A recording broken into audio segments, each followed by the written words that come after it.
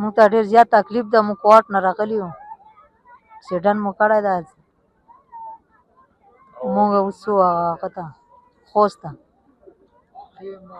خپه مې ماته ده او لاس هم دکان یې راکړی ده او مخکې که یې لمبر نه راکوي اوس او سهولت هم نشته، خیمې هم نشته او درېیمه ورځ ده پراته یو، کټ باندې پراته یو. ډېر مشکل ده چې موږ اوس کورونه کوټ کې وو، کوټ نه موږ راغلو دلته د پراته یو. نن درېیمه ورځ ده. دا مشکلات چې ټول ستړي ستوماني دي او دا مریض ده، خیمه نسته.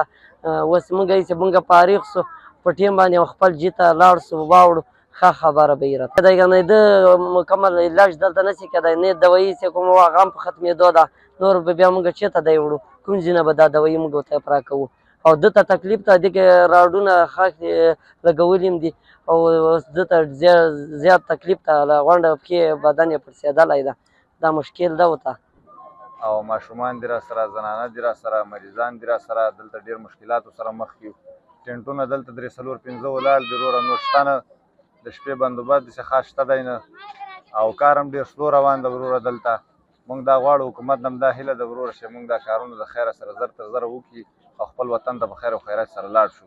کار دلته وروره ولا ډېر سلو روان دی. موږ حکومت نه دا هیله لرو چې دلته دا کار لږ تیزۍ سره روان کړي، نو ځکه دلته مریضان دي، ماشومان دي، زنانه دي، بیماران دي. نو موږ خو خیر دی خپله خو موږ مردانه یو، هر رنګ وخت تېرولی شو، جوماتونو کې شپې کولی شو، هر چېرته په ډاګ یې مړولی شو. خو دا ماشومانو زنانو دپاره ډېر غټ تکلیف دی چې دا په خیر او خیرات سره دا مشکلات حل شي او دا کار لږ تېز وشي نو ډېره به ښه وي. او دا 3 ورځې کېږي چې دلته را رسېدلي یو.